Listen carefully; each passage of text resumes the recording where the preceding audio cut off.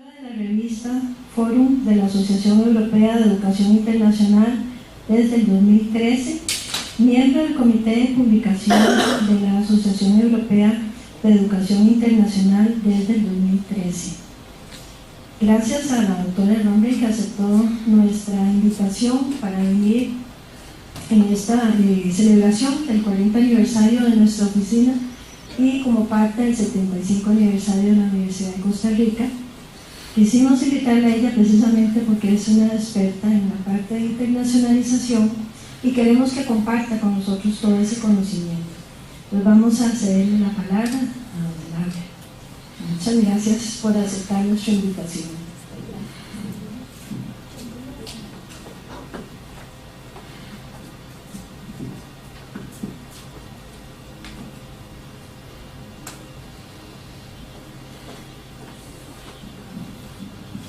Muy buenas tardes.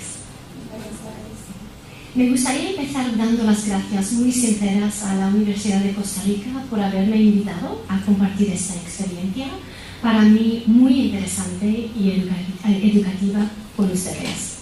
Al señor rector, a la directora de la Oficina de Asuntos Internacionales y el subdirector y los otros colegas de esa oficina, a los profesores y los otros colegas de la universidad y al público, les agradezco muchísimo la oportunidad de pasar este tiempo juntos para considerar el fenómeno de la internacionalización de la educación superior, algo que sé que se está viviendo en este momento en la Universidad de Costa Rica, como se vive actualmente en muchas otras universidades en muchas partes del mundo. Procuro ofrecer para su consideración algunas ideas claves, o por lo menos ideas que yo considero claves, y con gusto espero oír sus opiniones e ideas sobre este fenómeno también.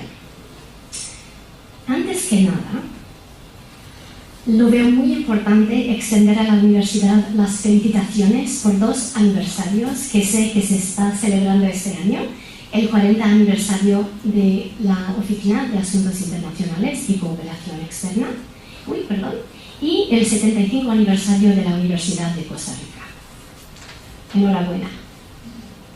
Mi propia universidad, Boston College, que de hecho es una universidad a pesar de lo que indica su nombre, cumplió 150 años el año pasado.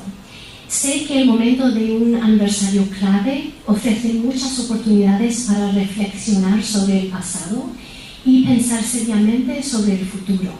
Les deseo muchísima suerte y éxito en este proceso. Interesantemente, Boston College todavía no cuenta con una oficina que se ocupa de todos los aspectos de la internacionalización manejados por la Oficina de Asuntos Internacionales aquí en la UCR, ni tiene una visión o estrategia internacional muy clara, hasta que se podría decir que realmente no tiene esta estrategia. Así que tenemos mucho que aprender de ustedes en ese sentido. De hecho, me encantaría si nuestro presidente y su equipo tomarían nota del énfasis a lo internacional que se da aquí en la UCR. Pero eso es otro tema, quizás para una ponencia en mi propia universidad. Mejor que nos enfoquemos hoy en la tarea de aquí. En Boston College he dado un curso durante los últimos 3 años específicamente sobre la internacionalización de la educación superior en los Estados Unidos. Pasamos 15 semanas hablando del tema, así que me ha costado pensar cómo voy a hablar durante solamente 30 minutos aquí. Procuraré controlarme y de ahí propongo pasar por las varias partes de esta corta agenda de la manera más eficaz posible. Al participar en eventos de este tipo en otros escenarios en el mundo, nunca quiero presumir que se sabe de antemano precisamente de dónde vengo yo y la perspectiva que yo puedo aportar a este tipo de conversación. Así que brevemente me gustaría ofrecer unos pequeños datos sobre el Centro para la Educación Superior Internacional de Boston College, simplemente para presentarme un poco a ustedes. El centro se fundó hace 20 años, precisamente, otro aniversario que se celebra este año, y fue fundado por Philip Altbach, su foto aparece aquí, un investigador muy reconocido en el mundo de la educación superior comparativa e internacional.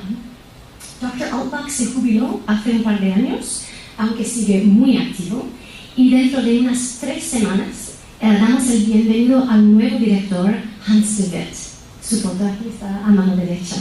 Dr. de Vet es muy conocido, muy reconocido globalmente por su pericia, si se puede decir así, con respecto a la internacionalización.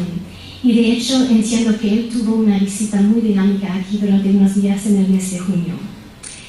El centro, como se ve aquí en la pantalla, se dedica a promover el conocimiento sobre las complejas realidades de la educación superior en el mundo contemporáneo. Eso quiere decir que nos interesa una gran variedad de temas relacionados a la educación superior, no simplemente la internacionalización. Y para mí personalmente siento muy afortunada de poder trabajar en un ambiente donde el estudio de la internacionalización se ubica en un contexto más amplio. Eso me da a mí unas perspectivas muy importantes sobre este tema que me interesa muy específicamente. Como se ve aquí en la pantalla, organizamos seminarios, encuentros, simposios. Boston College ya desde hace 50 años ofrece programas a nivel de máster y de doctorado en el campo de la administración de la educación superior. Así que tenemos normalmente 1 o 2 estudiantes de posgrado a nivel de doctorado afiliados con el centro. Ellos nos ayudan con nuestras actividades y le apoyamos a ellos en el desarrollo de su investigación para la tesis y el desarrollo profesional general. Recibimos un buen número de visitantes académicos, quizás 8 a 10 cada año, normalmente del extranjero. Entre ellos figuran tanto profesores muy establecidos y muy reconocidos a nivel internacional, como estudiantes de doctorado que apenas han iniciado sus carreras. Y esta mezcla de personas siempre añade dimensiones muy enriquecedoras a nuestro ambiente. Procuramos también participar en una variedad de conversaciones sobre las políticas y las prácticas relacionadas a la educación superior en varios países y a nivel internacional. Estamos activos en las redes sociales típicas, manejamos un blog, contribuimos artículos a revistas y periódicos, etc. También publicamos. No quiero aburrirles con los detalles de todas estas actividades, aparte de simplemente notar 2 cosas. La primera es que casi todo que producimos se hace a través de proyectos colaborativos con colegas en muchas partes del mundo. Para nosotros es muy importante que nuestra investigación tenga esa perspectiva comparativa e internacional. Segundo detalle es que nuestro newsletter cuatrimestral International Higher Education se publica en 5 idiomas, entre ellos el español. Y por si le interesa a alguien acceder a esta publicación en concreto, se ve el enlace aquí en la pantalla. Nuestro socio en cuanto a la traducción al español es el Centro de Estudios de Políticas y Prácticas en Educación de la Pontificia Universidad Católica de Chile. Bueno, bastante de eso y al tema de hoy. Estamos aquí para hablar sobre la internacionalización, una palabra difícil de decir en varios idiomas y quizás aún más difícil de definir. O puede ser que es bastante fácil de definir, pero que, como han dicho varios investigadores sobre este tema, el problema es que todos tenemos en la mente ideas muy distintas, a veces muy vagas y muy incompletas, con respecto a lo que significa la palabra internacionalización. Y la falta de acuerdo, de compartir un concepto del fenómeno, puede causar problemas, obviamente. Por comodidad, me gustaría enfocarnos en una definición específica del fenómeno, la de Jane Knight del año 2003. Esta es una definición muy frecuentemente citada en la última década en la literatura sobre la internacionalización, y aunque mucha gente ha intentado refinarla y ampliarla, todavía me sirve a mí bastante bien para enfocarme en lo que yo creo que es la esencia del fenómeno. Un proceso de integrar una dimensión internacional, intercultural o global en el propósito, funciones o entrega de la educación postsecundaria. Esta definición nos ofrece varias ideas importantes, entre ellas que la internacionalización es de hecho un proceso, no es un fin en sí, ni una meta que se alcanza en un momento dado, sino que la internacionalización se vive como una experiencia más bien continua. Además, la internacionalización se debe entender no como algo que se impone encima de lo que hace una institución, ni se realiza a un lado, sino que se integra, se incorpora dentro de la totalidad de los procesos, la cultura y la experiencia de la universidad. Por lo menos esto es lo que significa en términos ideales, y la realidad puede ser otra cosa. Suele ser útil también situar el proceso de la internacionalización en el contexto de otro fenómeno de gran importancia, la globalización. Igual que la internacionalización, ofrezco aquí una definición de la globalización para situarnos todos conceptualmente en el mismo lugar. Para mí, la idea central aquí es que la globalización es un fenómeno sobre lo cual, como individuos e instituciones, tenemos muy poco control. A cambio, sobre la internacionalización tenemos más control, tenemos opciones, entre los límites de nuestro contexto, claro. Entendida así, la internacionalización se ve como una de las respuestas claves a los retos y las oportunidades que nos presenta la globalización. Más allá de las definiciones, ¿cómo se manifiesta la internacionalización? Yo creo que a esta altura ya se conocen muy bien muchas de las manifestaciones, así que no pienso pasar mucho tiempo hablando de ellas, pero creo que vale la pena por lo menos acordarnos de algunas ideas claves. Primero, la movilidad de personas sigue siendo la base de muchísimas estrategias y políticas, tanto como a nivel institucional, como a nivel nacional y hasta regional. En cuanto a las estadísticas, muchos más estudiantes que académicos, por ejemplo, se mueven internacionalmente, aunque se ve un incremento en el énfasis en la importancia de las experiencias internacionales de los docentes y también poco a poco en las experiencias internacionales del personal administrativo de la universidad. Y eso es algo que yo personalmente pienso que es imprescindible que se vaya facilitando. En cuanto a la movilidad de los programas y las instituciones, me refiero aquí al fenómeno de la educación transnacional o cross-border education, como solemos decir en inglés. Hemos visto mucho crecimiento en la última década con respecto a esta dimensión de la internacionalización. Podemos hablar de muchos tipos de acciones aquí, entre ellos, por ejemplo, el ofrecimiento en un país, por medios presenciales o virtuales, de un programa de una universidad situada físicamente en otro país. El establecimiento en un país de un sucursal físico, si se puede decir así, de una universidad extranjera. Una colaboración entre universidades en 2 o más países para ofrecer un programa de doble titulación o titulación conjunta, etc. Yo creo que hay mucho futuro en este campo y que vamos a ver más y más iniciativas en esta área, pero también veo la educación transnacional como una de las dimensiones de la internacionalización más complicadas.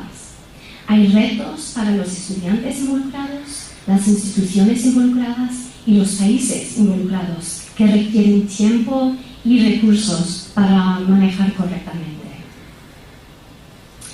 Sin duda, muchas cosas están impulsando una evolución del currículo y de la experiencia del estudiante. Aquí voy a dar énfasis tan solo a un detalle relevante a esta conversación que tiene que ver con el creciente entendimiento de que actualmente la movilidad física de estudiantes es una experiencia que se vive una minoría de estudiantes.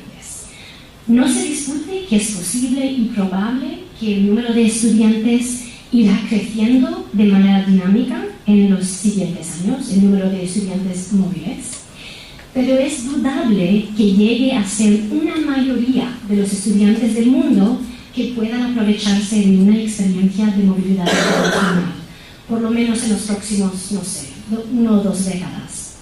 Entonces, lo que tiene que ir internacionalizándose no es lo que hacen los estudiantes, sino lo que hacen las propias universidades, el currículo que ofrecen, las materias que se usan en las clases, las maneras de enseñar y de guiar a los estudiantes a ampliar sus conocimientos y sus habilidades, las actividades complementarias que se llevan a cabo en los campus universitarios. Aunque se ven ejemplos de experimentación por muchos lados, a nivel internacional la denominada internacionalización en casa está realmente en su infancia, pero hay indicaciones que esta área va a tener una importancia apreciable en los próximos años. Nuestros colegas Jos Belen, que es de Holanda, y Elspeth Jones, que es inglesa, han estrenado hace poco una nueva definición para la internacionalización en casa, que a mí me gusta muchísimo. Yo lo he traducido personalmente, así que puede haber errores en eso, así que he puesto lo original en inglés aquí. Pero ellos piensan que esto de la internacionalización en casa es la integración intencional de dimensiones internacionales e interculturales en el currículo formal e informal para todos los estudiantes durante los entornos domésticos del aprendizaje. Yo creo que la investigación que hacen ellos y otros con respecto a este tema nos va a ayudar muchísimo a avanzar nuestro entendimiento y capacidad en este campo. En este mundo tan globalizado se están cambiando también las expectativas para los egresados, es decir, como consecuencia de sus experiencias en nuestras universidades y otras instituciones de la educación superior. Queremos que nuestros estudiantes salgan al mundo y sobre todo entren en el mercado laboral con cierta información, ciertas habilidades y cierta sensibilidad como poder funcionar de manera capaz y apropiada en varios contextos internacionalmente e interculturalmente complejos. En fin, queremos que nuestros egresados consigan, gracias a la educación superior, lo que solemos llamar competencias globales y hasta un sentido de ciudadanía global. A pesar de que muchas veces nos cuesta definir estas competencias muy concretamente o explicar lo que significa la ciudadanía global o saber cómo medir estas cosas. La internacionalización hoy en día también implica una manera diferente de pensar en el perfil de los profesores, de dónde vienen, las características y habilidades que aportan a su trabajo o que queremos que aporten, y los outputs ideales que buscamos de ellos. Un ejemplo.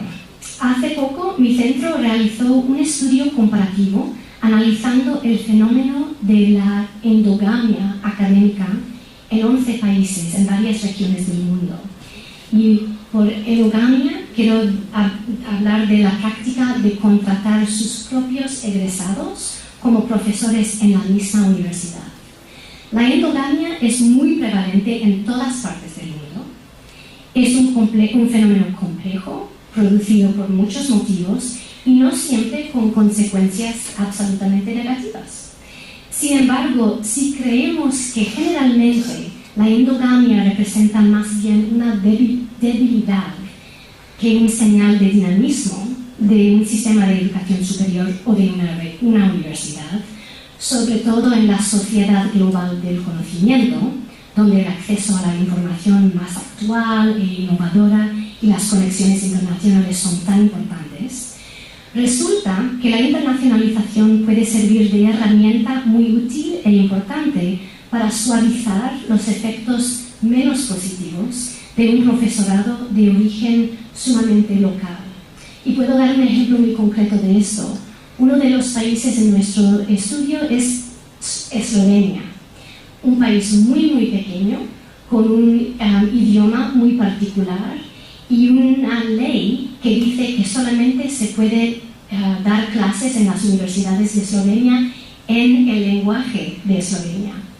Además, ese país tiene 2 universidades, una mucho más antigua que la otra, que realmente está produciendo casi todas las personas con doctorados en el país. Entonces, si no salen a sacar doctorados afuera, obviamente van a tener mucha endogamia porque es muy difícil importar profesores desde afuera. Entonces, lo que están introduciendo es un periodo obligatorio de una estancia afuera del país para que los profesores que se han doctorado en el país tengan una experiencia internacional que puedan aportar a sus clases y a su vida profesional en la universidad. Entonces, es muy interesante pensar en esto. También vemos, en cuanto a las manifestaciones de la internacionalización, la evolución de las políticas institucionales y nacionales. Sin duda, estas políticas enfocadas en la internacionalización se están multiplicando y evolucionando frente a las oportunidades e imperativos de la actualidad. Dado los múltiples retos y nuevas posibilidades del mundo globalizado, se ve que la dimensión internacional forma parte más y más fundamental del pensamiento estratégico con respecto a la educación superior. Dentro de unas semanas, el Consejo Americano para la Educación, the American Council on Education, publicará un reporte que mi centro ha escrito con ellos, intentando presentar una tipología de las políticas nacionales para la internacionalización de la educación superior que existen en el mundo y un análisis de las tendencias que se ve con respecto a este tipo de política nacional. Uno de los resultados que nos ha llamado mucho la atención en este análisis es la gran falta de información sobre el impacto de las políticas para la internacionalización. Aclarar los resultados de las políticas implementadas, sobre todo más allá de los resultados meramente cuantitativos y a largo plazo, es una área que requiere mucha más atención en el futuro. Finalmente, en cuanto a las manifestaciones de la internacionalización, yo creo que es imprescindible mencionar el incremento de los dinamismos de la cooperación entre universidades y entre países en el campo de la educación superior y la competición entre estos actores. Yo diría que uno de los resultados fundamentales de la globalización es que nuestros puntos de referencia se han ampliado dramáticamente. Antes, las universidades tenían que preocuparse casi exclusivamente con el entorno local o nacional. Hoy en día, estos entornos siguen siendo muy importantes, pero hay que tomar en cuenta muy seriamente el entorno global también. Esta realidad abre muchas puertas, por decirlo así, en cuanto a las posibilidades de conocer otras realidades, formar relaciones con universidades extranjeras, en fin, colaborar. La otra cara de esta moneda, claro, es la competición. La competición entre universidades para recursos financieros, talento intelectual, prestigio, se ha levantado ahora al nivel internacional. Y por varios motivos, como por ejemplo la introducción de los rankings globales de las universidades y el uso de fórmulas de performance-based funding, ha llegado a tener un carácter mucho más agresivo y high stakes. En fin, yo diría que la importancia de la internacionalización hoy en día se deriva de su conexión a cuestiones fundamentales para las universidades, que tienen que ver con la pertinencia de sus actividades a su entorno, la calidad de su investigación, docencia y servicio a la sociedad y la sostenibilidad de sus misiones y actividades. Tenemos que apreciar que la internacionalización forma una parte muy integral hoy en día en muchas conversaciones, debates y procesos de policy making sobre la actualidad y el futuro de la universidad. Con todo esto, se ve que la internacionalización trae consigo una serie de oportunidades, imperativos, obstáculos y riesgos. Podríamos hablar durante horas y horas sobre cada una de estas 4 categorías, Dado los límites de esta sesión, me gustaría ofrecer unos comentarios sobre una o dos ideas claves relacionadas a cada una de ellas, empezando con oportunidades. Para mí, quizás una de las más importantes oportunidades que nos ofrece la internacionalización, si se desarrolla a través de un compromiso serio, lógico y cuidadosamente desarrollado, es la posibilidad de avanzar una estrategia muy valiosa de modernizar la universidad. ¿Qué quiero decir con este tema de la modernización? Desde mi punto de vista, la modernización de la universidad implica un proceso de autoinspección o autorreflexión y reforma para asegurar, basado en la historia particular de la institución en cuestión, su carácter y su misión, que la universidad logre sus objetivos de la manera más apropiada, más dinámica y con la mayor calidad posible en el mundo de hoy y con la vista hacia el futuro. No es decir que se echa todo que viene del pasado, ni mucho menos.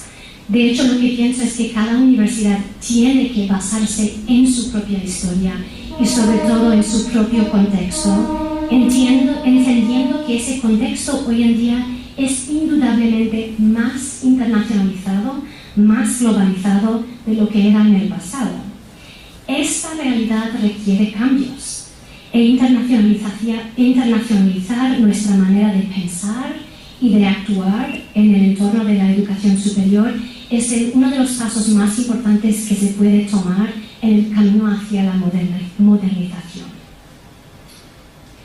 En cuanto a los imperativos, me parece que la necesidad de responder efectivamente a los retos tanto locales como globales figura entre los factores más urgentes que nos empuja hacia la internacionalización. Muy simplemente dicho, la universidad internacionalizada facilita el acceso a la información y el conocimiento que necesitan nuestras comunidades locales. Igualmente, la universidad internacionalizada asegura que el conocimiento desarrollado localmente llegue al resto del mundo. Juntar experiencias, compartir el conocimiento en todas las áreas de interés para el bienestar de la humanidad y del planeta es una extensión muy natural de la misión de la universidad desde la fundación de las primeras universidades y centros de intelectuales y académicos hace siglos. El proceso de la globalización y todo lo que eso implica hoy en día simplemente hace más urgente la llamada a integrarnos en el contexto internacional. Es demasiado fácil citar los obstáculos, por supuesto. Aquí menciono unas cuantas quizás obvias, pero de todos modos importantes. La falta de recursos. Es costoso desarrollar nuevos programas, facilitar el desarrollo profesional de los docentes y el personal administrativo, apoyar a la movilidad de estudiantes, integrarse en redes internacionales de investigación. La universidad tiene que preocuparse por muchas prioridades y la internacionalización es una más entre ellas. Aunque, si se considera que la internacionalización es una herramienta útil para el logro de otras metas, el mejoramiento de la calidad de docencia e investigación, una manera de atraer a los mejores estudiantes y profesores, etc., quizás los costos llegan a parecer más relativos y más manejables. La resistencia al cambio. Fundamentalmente, la internacionalización implica cambios para cualquier institución, sobre todo si se adopta una estrategia bien integral o ambiciosa. El cambio nunca es fácil, así que es obvio que la cuestión de la implementación es vital, es decir, que haya una buena gestión continua del proceso de cambio como parte fundamental de la internacionalización. También vital es que los stakeholders entiendan precisamente lo que es y no es la internacionalización. Mi nuevo jefe, Hans de Wet, y otros como Jane Knight han escrito sobre los varios mitos o misconceptions asociados con la internacionalización. Cada institución tiene que aclarar su entendimiento con respecto al fenómeno, a qué se aspira y por qué, y asegurar que esa orientación hacia la internacionalización se comparte por toda la institución y que sea una orientación auténtica y realista. La falta de prueba. En una época de recursos mínimos, pedir apoyo supone la necesidad de poder probar que lo que hacemos trae los resultados deseados. Decir que es buena cosa que introduzcamos un elemento internacional en todos los cursos, que apoyemos a una estancia en el extranjero para nuestros jóvenes profesores que se han doctorado localmente, que entremos en un acuerdo con universidades en tal país, no es suficiente. Claro, a veces tenemos que experimentar y arriesgar un poco, sin la claridad total de que todo saldrá positivamente. Pero nos hace falta mucha más información sobre los efectos de la internacionalización. Afortunadamente, yo creo que hay más y más actividad en el campo de la investigación sobre la internacionalización, pero la falta de datos sigue siendo problemática. Hay una multitud de riesgos que se puede notar también. Hoy doy hincapié a dos que creo que son fundamentales. Por un lado, se ve a veces que unas instituciones toman decisiones con respecto a la internacionalización que no parecen tener ninguna conexión con la realidad de estas instituciones y sus contextos. Entonces, mencioné esta mañana un ejemplo de Rumanía. Supuestamente se ha hablado allí de querer ofrecer cursos en las universidades en inglés como manera de atraer a estudiantes de afuera, entre otros países, específicamente China. Eso es una estrategia, desde mi punto de vista, con poco sentido en el contexto rumano, muy lejos de China, con poca visibilidad allí, con poca capacidad de ofrecer programas de calidad en inglés, y dejando de tener en cuenta las áreas en donde quizás tendría más capacidad lingüísticamente o regionalmente. Y finalmente, quizás el mayor riesgo es el de no actuar o de simplemente reaccionar sin invertir el tiempo y la energía en una revisión profunda y honesta de las opciones que existen para enfrentarse estratégicamente a la realidad de las oportunidades, imperativos, obstáculos y riesgos que la internacionalización trae consigo. Mirando hacia el futuro, ¿en qué consistiría este tipo de revisión profunda y honesta de las opciones que tenemos con respecto a la internacionalización? Bueno, primero, yo creo que esto implica el reconocimiento de que tenemos que enfrentarnos a la importancia de no simplemente esperar, sino activamente buscar nuestro camino, entendiendo que el contexto, entre otras cosas, es complejo, caótico y conflictivo. Yo no soy pesimista, pero sí reconozco que suele haber un optimismo muy profundo, quizás ciego, asociado con la internacionalización. Eso es importante, pero a la vez tenemos que ser realistas en cuanto al mundo donde nos encontramos y los grandes retos que tenemos que enfrentar. Esta pequeña imagen me ha ayudado mucho a entender la realidad de la educación superior y creo que no exagero, por todo el mundo. Nos importa por todos lados el acceso de los estudiantes a la educación superior, nos importa la calidad y tenemos que tomar en cuenta los costos que implica apoyar a la educación. Si cambiamos cualquier de estos lados del triángulo, esto afecta a los otros lados, ilustrando las grandes dificultades que encontramos al cambiar la fórmula de algún modo. Al pensar más en esta imagen, que me gusta muchísimo por su elegancia tan sencilla, se me ha ocurrido introducir algunas modificaciones que para mí son imprescindibles.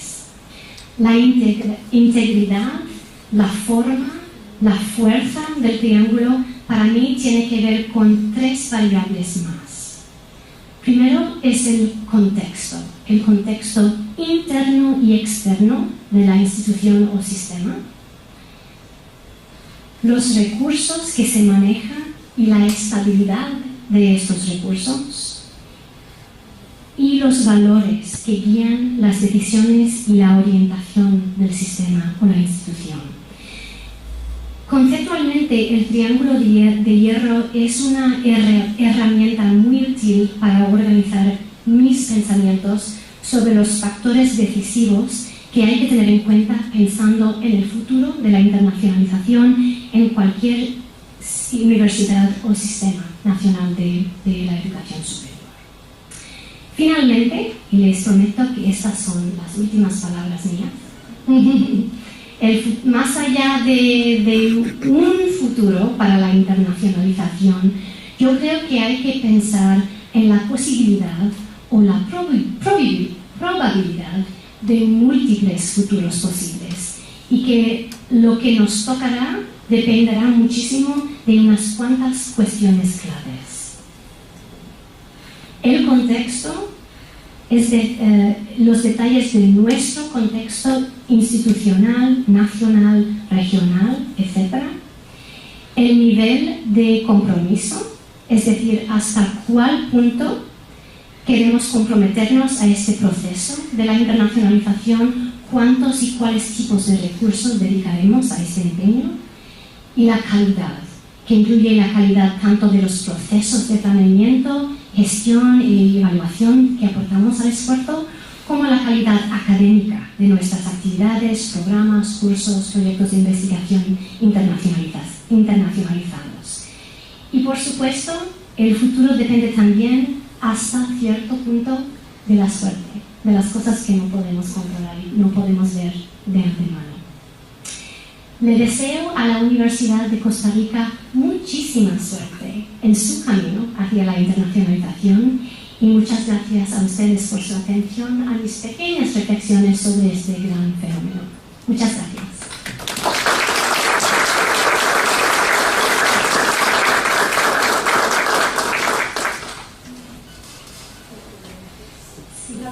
No me quedó claro bien la definición del triángulo de hierro, o sea, cómo se contextualiza en la realidad de un triángulo de hierro y la incorporación de el triángulo, muy bien, voy a volver a eso.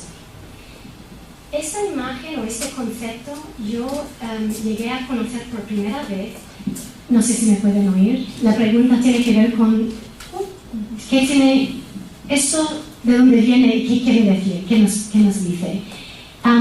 Este concepto yo llegué a conocerlo por primera vez en la conferencia del año 2009 de la UNESCO sobre la educación superior en el mundo. Y el señor que lo presentó fue Sir John Daniel, que antiguamente era el jefe o el director del Commonwealth of Learning. Él lo presentó. Y lo que él quería enseñar con esto es que por todo el mundo las universidades y los sistemas de la educación superior están cogidos en este triángulo. Tienen que preocuparse por cuestiones de acceso.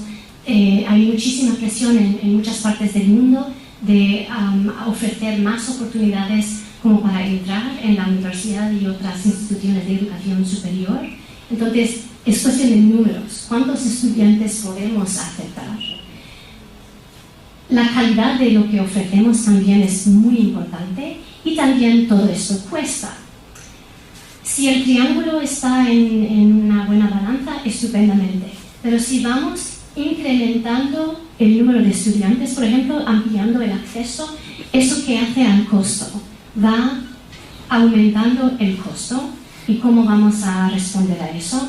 Y muchos dicen también que con la ampliación del acceso vamos quitando la calidad de lo que podemos ofrecer, porque no es posible mantener los mismos niveles de calidad si tenemos más y más y más estudiantes y más presión sobre costos. Si aumentamos costos, quizás prevenimos la entrada de más estudiantes. Si mejoramos calidad, eso cambia el tema de los costos y el acceso. Entonces, Eso es la idea, de que es muy difícil cambiar esto y no tener repercusiones por los otros lados. Yo diría que lo mismo se puede decir de la internacionalización. Queremos que más y más estudiantes, por ejemplo, vayan estudiando en el extranjero. Pues, ¿cómo vamos a pagar para eso? Y si tenemos unos requisitos, por ejemplo, muy altos, requisitos académicos muy altos, generalmente para los que vayan afuera, pueden muchos más estudiantes también tener ese mismo nivel de preparación académico. No se sabe. Entonces, estas presiones también yo creo que sirven para una consideración de la internacionalización. En cuanto a mis modificaciones, yo a través de mi propio trabajo estoy aprendiendo cada día la misma cosa, que es cuenta el contexto, lo que sirve o lo que funciona en un lugar casi no se puede repetir sin modificaciones en otro lugar. Tienes que entender tu propio contexto y tomar decisiones lógicas con respecto a lo que admite el contexto. También tenemos que pensar mucho en los recursos. Eso está relacionado al tema de los costos, pero muchas veces con costos pensamos en dinero, en ideas de financiación. Recursos también pueden ser recursos humanos. Entonces, habíamos hablado esta mañana de la posibilidad de ofrecer programas aquí en la universidad en inglés. Eso es una manera muy interesante de internacionalizar. Pero ¿existen los recursos para llevar a cabo eso con alta calidad? ¿Hay suficientes profesores que pueden dar clases en inglés? Y si vienen estudiantes para estudiar inglés y no pueden manejar el español en su vida cotidiana, ¿hay recursos para ayudarles con esta parte de su vida? Entonces, eso es un ejemplo, ¿no?, de este tema. Y finalmente, se está hablando mucho en las conversaciones en instituciones que conozco yo y en organizaciones a nivel nacional, ¿cuáles son nuestros valores? Queremos tener una estrategia para la internacionalización que tiene un lado comercial, por ejemplo. Queremos usar la internacionalización como manera de ganar dinero. Hay muchas universidades en los Estados Unidos y otros países que hacen eso. Hay otras universidades que dicen, no, nuestros valores son diferentes y para nosotros no vamos a tomar decisiones respecto a la internacionalización que no estén de acuerdo con estos valores no comerciales. Otro ejemplo. Entonces, de ahí vienen mis ideas sobre esta imagen. Gracias. Tal vez son más comentarios que preguntas, para ver si coincidimos, gracias, un poco en criterios. En realidad, en la experiencia de la Escuela de Comunicación, lo que hablábamos un poco hoy en la mañana, hemos reflexionado sobre qué es lo que nos motiva a tener un programa de internacionalización. Desde luego, lo primero que pensamos es en mejorar el perfil del estudiante en muchos sentidos. Por un lado, fortalecer el idioma, ¿verdad?, y tratando de tener vínculos intencionalmente con universidades, no estrictamente, pero preferiblemente de no habla hispana, ¿verdad? Y nos interesa que haya intercambio de, digamos, de conocimiento, cómo trabajan unos y cómo trabajan los otros en la misma área de estudio. Esto al inicio pensamos que iba a ser un proceso casi que de aprendizaje, y más bien fue un intercambio, porque nuestros estudiantes se sintieron muy gratificados de ver que su conocimiento era mucho más sólido y competente que el caso de muchas universidades, en el caso concreto de Estados Unidos, con las cuales ellos originalmente tenían alguna sensación de mucha competitividad, ¿verdad? Y eso les dio mucha seguridad. Y el otro tema es que también no solo es un tema de estudiantes, es un tema de docentes, porque un profesor que tenga que romper el esquema y tratar con un docente en otro nivel, pues también genera alguna resistencia, ¿verdad? Porque el profesor siente inseguridad, temor, dificultad desde el manejo del idioma hasta el dominio del conocimiento. Entonces eso ha sido un proceso también interesante. En cuanto al triángulo, me parece que ahora el tema de la tecnología relativiza mucho los costos. Nosotros hemos querido concebir un esquema muy inclusivo a través del cual todos los estudiantes tengan oportunidad de participar en algún grado. Entonces, la oportunidad de usar la tecnología ha sido un factor fundamental, porque la movilidad física ayuda mucho, pero es muy costosa, ¿verdad? Entonces, es un complemento realmente importante. Y en este tema creo que también hay un triángulo importante, que es el apoyo institucional. Si las instituciones no están de acuerdo, la puerta está cerrada, y entonces se necesita el apoyo y la, llamémosle, infraestructura administrativa necesaria para fluir y facilitar las cosas. En segundo término, se necesita la disposición de docentes. Las instituciones pueden estar en la mejor de las disposiciones, que si no hay docentes dispuestos a llevar la bandera, eso no va a caminar para ninguna parte. O sea, firmar un convenio no es una garantía de éxito en un proceso, ¿verdad? Y hacer ese digamos, proceso permanente de convencer a los docentes es de todos los días, porque es un reto, es tiempo, es esfuerzo, ¿verdad? Y el tercer tema es la sistematización de esfuerzos, porque alguien quiere hacer un proyecto, quiere participar en esto, pero no tiene la más remota idea de cómo hacerlo, ¿verdad? Y entonces las experiencias han sido básicamente casuísticas, ¿verdad?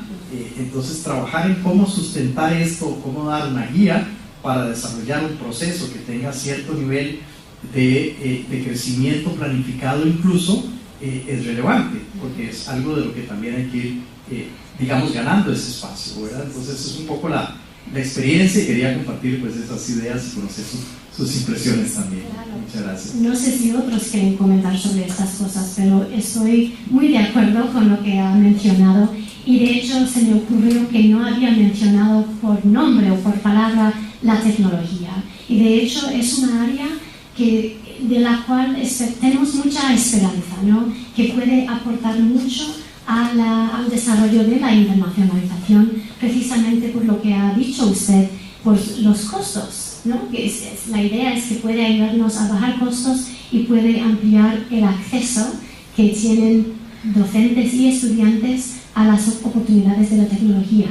Precisamente en el momento de pensar en eso, he estado pensando también sobre el hecho de que en mi universidad, muy suavemente, nos están intentando animar a los profesores de usar la tecnología en nuestras clases.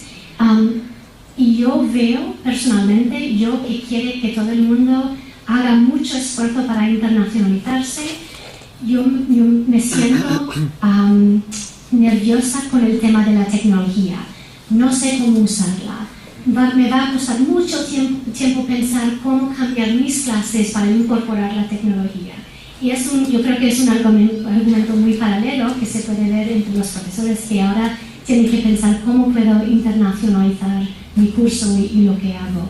Entonces, sí, debe de haber apoyos. Si estamos exigiendo un cambio de actitud, de actividades, tenemos que apoyar, ¿no? a que haya estos cambios y que sean cambios de calidad. No solamente cambios que se hacen por cambiar, sino por realmente aportar un beneficio a través de eso. Y con las varias otras cosas también, estoy de acuerdo. Hay un dicho en inglés que dice, it takes two to tango. Y no puedo bailar aquí a solas, necesito una pareja o un socio, y tenemos que trabajar de manera conjuntamente. Sí. Yo tenía una consulta. A veces hay que convencer también a la parte académica de la importancia de la internacionalización. Y pues al menos una de las dos cosas que se busca mucho en cuanto al beneficio del estudiante es mejorar la calidad académica, y que luego eso resulte también en una mejor empleabilidad para la persona, que sea un factor diferenciador una vez que el estudiante salga al mercado. Obviamente hay todo un proceso de integración, y no solo desarrollo profesional, sino también desarrollo personal.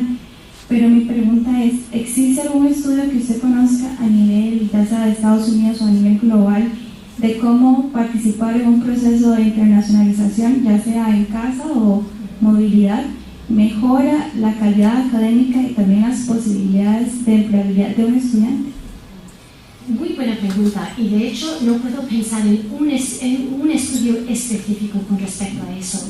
Lo que yo haría si tenía esta pregunta es ir a ver los recursos que posiblemente se puede encontrar a través de the American Council on Education. Tiene un centro para, en inglés se llama the Center for Internationalization and Global Engagement, y tienen toda una serie de estudios y de reportes.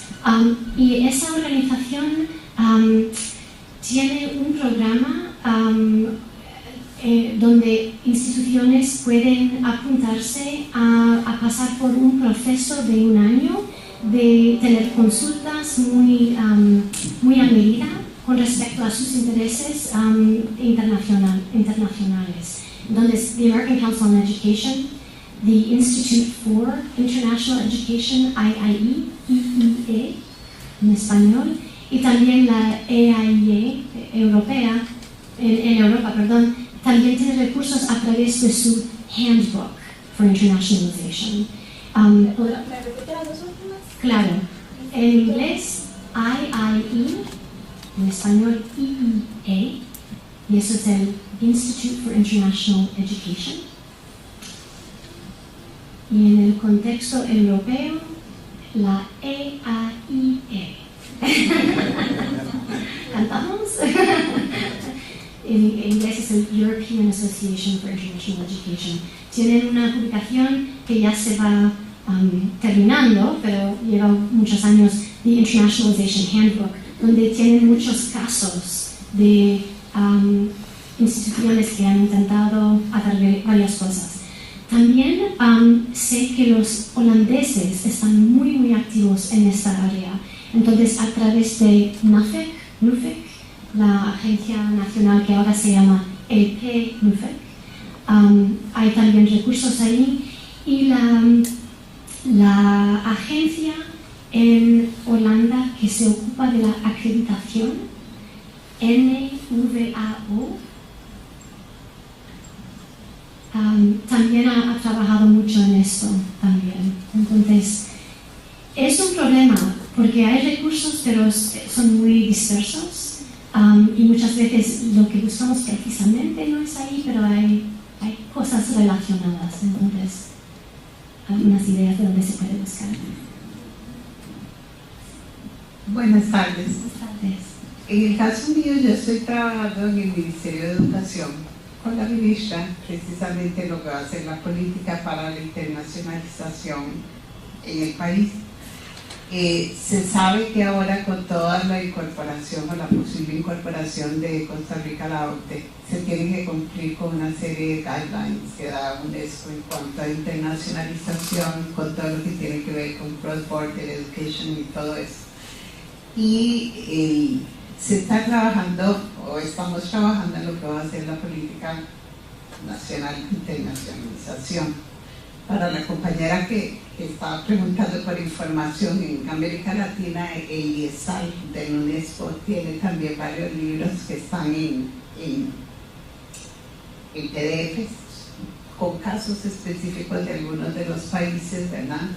Y lo que nosotros en este momento estamos haciendo, y por eso me interesaba mucho su conferencia, es realmente revisando toda la información que hay para saber qué cosas se tienen que considerar en una política de internacionalización para el país.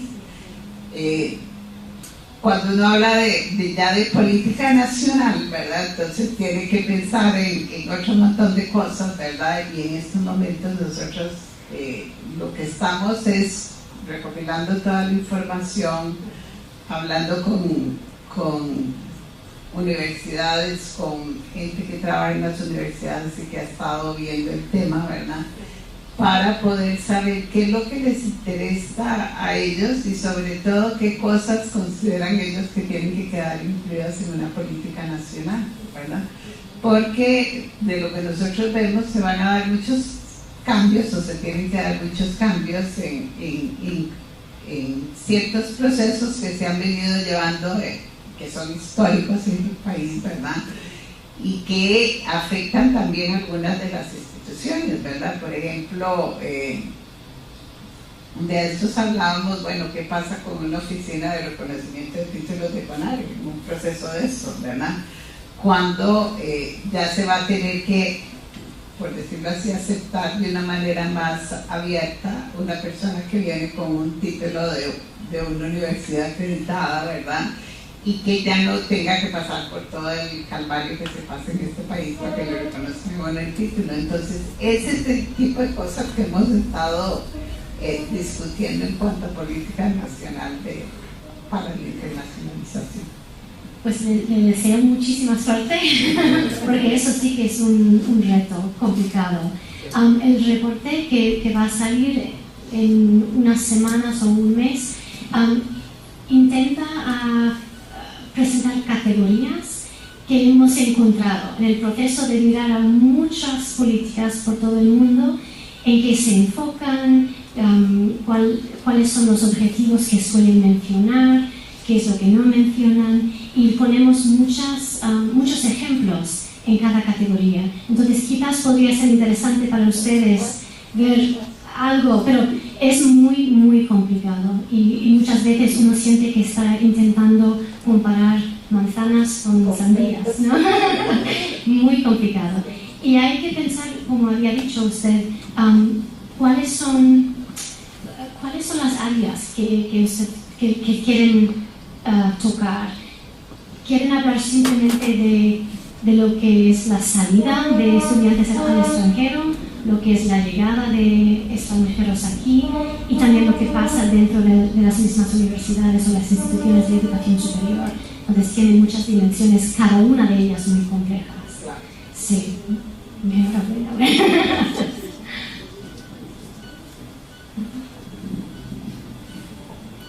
Buenas tardes. Buenas tardes. Me llamó la atención cuando habló de evolución del currículum.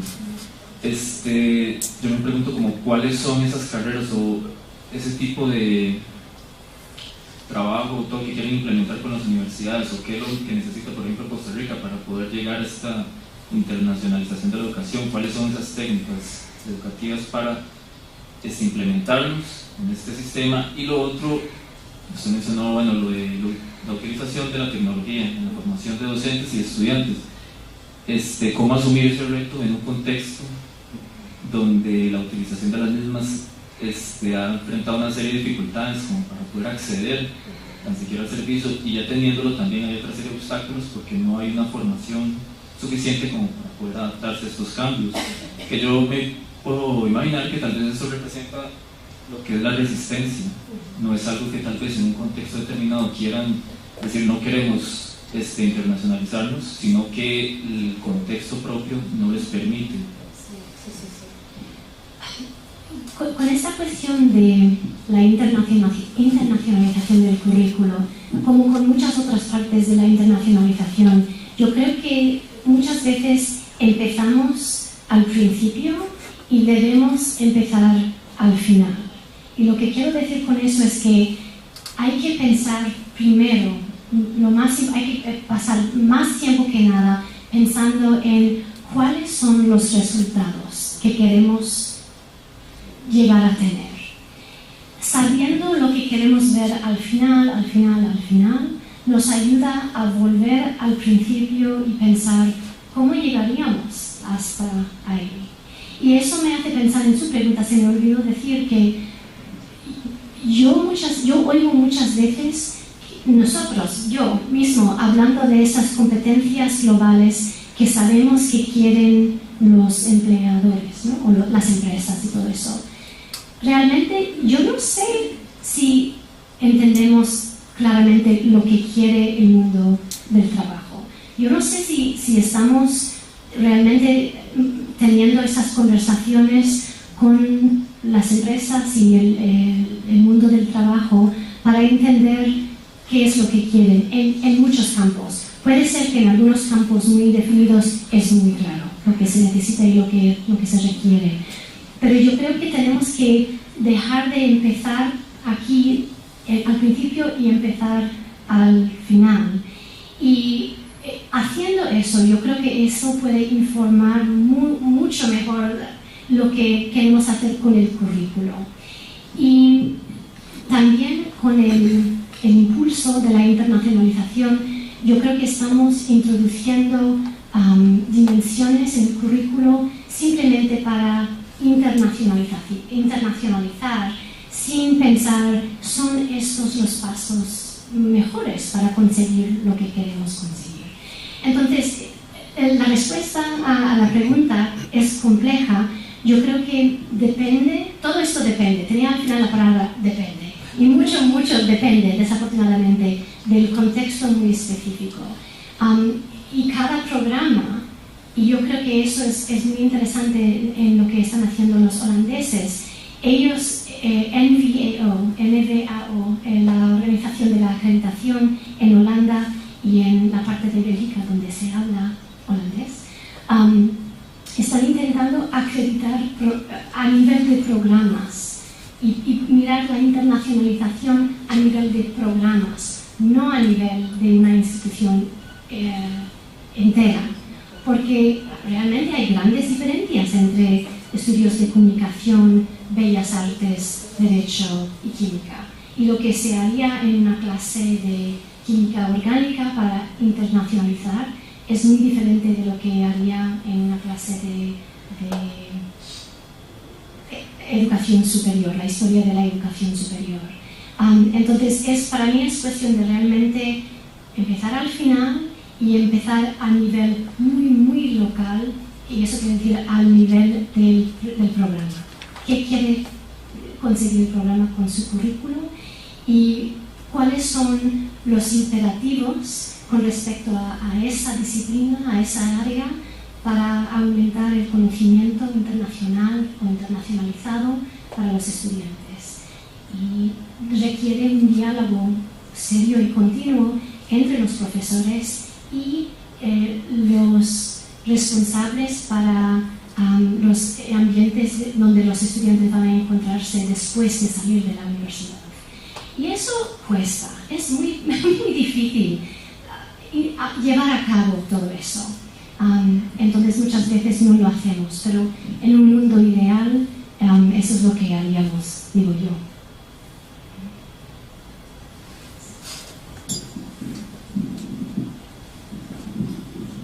Buenas tardes. Bueno, no quitar mucho tiempo.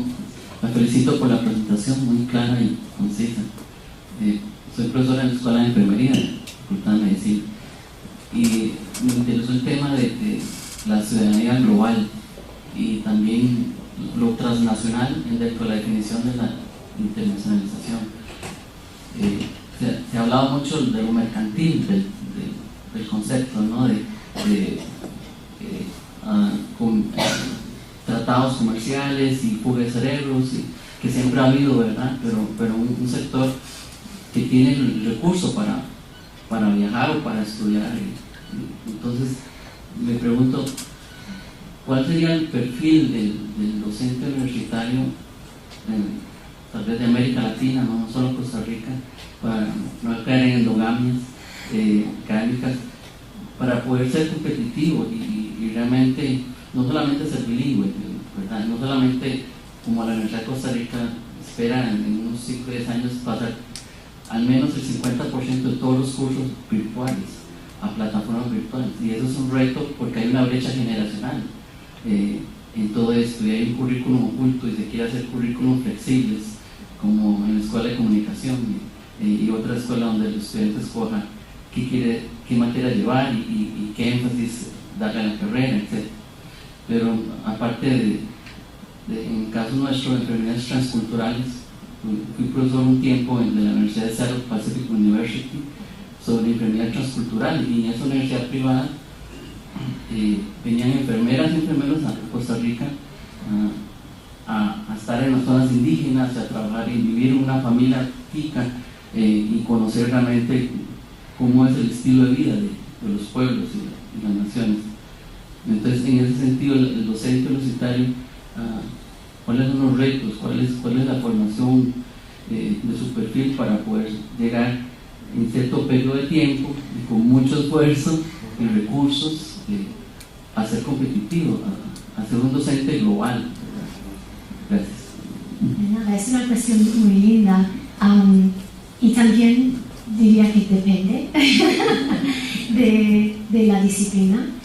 Pero en términos más generales, lo que yo diría es que cuando yo hace unos 3 años tuve la oportunidad de diseñar un curso que se llamaba La ciudadanía global y la educación superior. Y fue muy interesante para mí ir leyendo y conociendo la literatura sobre la ciudadanía global. Es un término de mucha controversia, se dice así, que no hay una definición en la cual todo el mundo está de acuerdo, que es la ciudadanía global o cuáles son las competencias globales. Pero lo que suelen decir muchos de los investigadores que han pasado tiempo pensando en esto es que la ciudadanía global implica una apertura de la persona, una manera de pensar que le hace sentir lo que es ser otro. No simplemente entender su propia identidad, que es importante, pero entender que la identidad que uno tiene es particular y que otros tienen identidades particulares. Puede ser que compartimos ciertos valores, pero es una manera de estar abierta a lo que ofrece el mundo.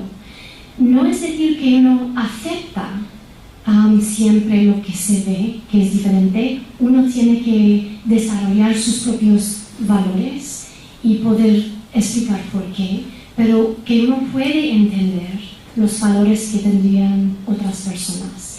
Y en cuanto a la pregunta de cómo se desarrollaría el perfil de un académico bien internacionalizado y competitivo, yo diría que lo más importante sería poder mantener una curiosidad de lo que existe más allá de lo que uno conoce, y que esté dispuesto a desarrollar y sostener relaciones con otros que no estén en su propio entorno, mantener relaciones a través de redes, a través de asociaciones, a través de conexiones profesionales de muchos tipos. Eso sería quizás la única cosa universal que podría ofrecer, porque luego depende, ¿no?, de cada disciplina. En la revista donde yo soy coeditora, The Journal of Studies in International Education, hace un par de años recibimos un artículo muy interesante sobre la internacionalización del entrenamiento de la policía, hablando de que la policía en lugares muy individuales y locales deben de tener la oportunidad de internacionalizarse para entender sus propios entornos y también para poder entender los crímenes internacionales, también el flujo de la crimen a través de las fronteras. Me hacía pensar cuando usted mencionó las enfermedades. Entonces, eso para mí es lo más importante, una curiosidad continua por lo que viene de más allá, y el interés y la habilidad, la energía de mantener relaciones y mantener conversaciones, intercambios intelectuales con otros que están viendo las cosas de otra perspectiva. Eso sí que es importante. Gracias. Muy buenas tardes y muchas gracias. Mi nombre es Marta Picado, del Centro de Evaluación Académica. Desde los procesos de autoevaluación con fines de acreditación, podemos tener algún primer contacto con lo que solicitan las agencias en materia de internacionalización, que generalmente es un convenio nada más. Piden que se tenga máximo uno o dos convenios, ¿no? Y queda por fuera toda la parte de multiculturalidad y otros aspectos que tienen que ver con internacionalización. La gran preocupación que nosotros vemos desde los procesos de autoevaluación es que las actividades que se realizan son aisladas e individuales y en algunos momentos son iniciativas de docentes. No es una acción articulada a un plan de estudios, a un plan estratégico institucional. Cuando hablo institucional me refiero a la carrera que se está evaluando. Y también muchas carreras no tienen plan estratégico, no han revisado su plan de estudios en los últimos 10 años, y eso implica que muchas de estas discusiones en relación con flexibilización curricular, internacionalización, medidas afirmativas para poblaciones distintas, toda la fundamentación del plan de estudios, la parte socioprofesional, pedagógica, la relación con el mercado, como usted lo señalaba, y la parte epistemológica no están por escrito en un documento. Muchas veces eso no lo encontramos. Entonces, hacemos acciones de vínculo externo totalmente aisladas o por iniciativa personal. No hay una estructura orgánica que amarre la internacionalización, así como la flexibilización curricular, a los procesos de planificación de la unidad académica y del mismo plan de estudios, ¿verdad? Entonces, ese es el comentario.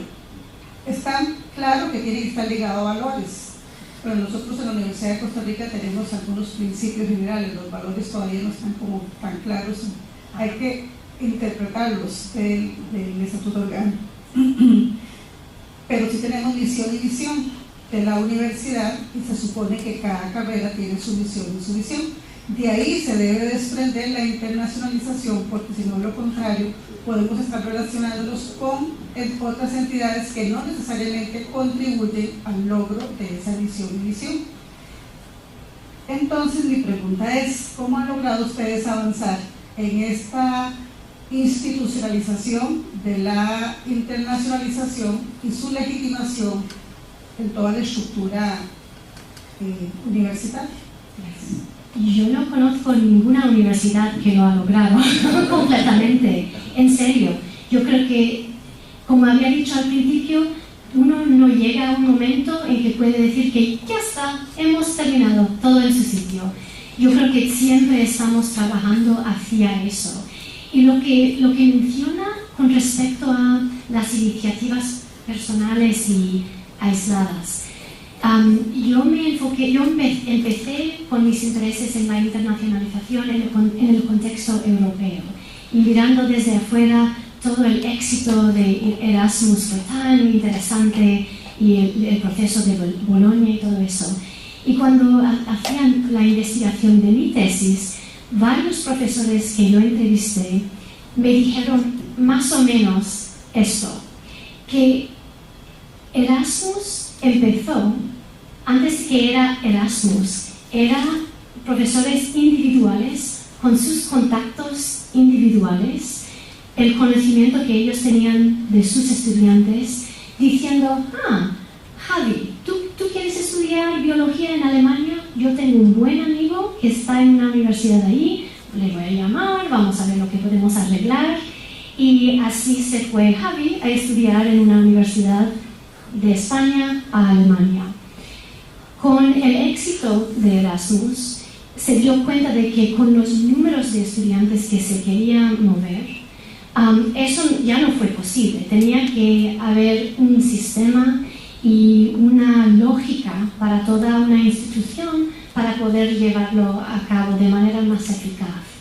Pero muchos de aquellos profesores sintieron que la universidad les robó algo muy importante y muy personal, y les dio a una máquina administrativa, y ya no tenía ese compromiso personal a lo que estaba pasando, específicamente con la movilidad de estudiantes.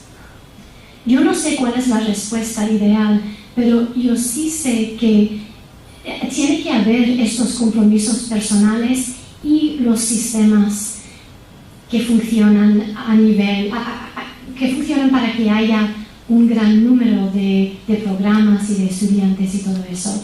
Y hay ciertas universidades que han podido, a través de tiempo, a través de experimentar y fracasar en algunos intentos, de tener sistemas amplios que sí funcionan bastante bien, pero no creo que ninguna universidad lo tiene totalmente controlado. Y lo que yo pienso que es importante es que se va tomando pasos, ¿no? Pasos que se pueden manejar con alta calidad, a ver qué funciona, y luego se va ampliando. Pero depende, ¿no? de la universidad y de los personajes también que están parte del proceso. Pero es una pregunta clave. Están hablando ahora mucho en los Estados Unidos de lo que se llama Comprehensive Internationalization, que es precisamente eso, que la internacionalización se ve súper integrada en todo.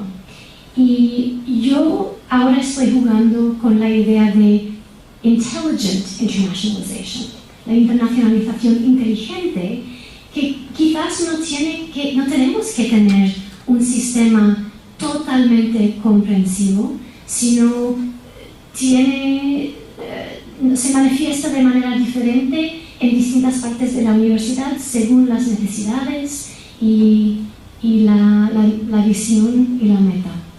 Pero no hay nadie que lo ha logrado, que yo sepa, totalmente.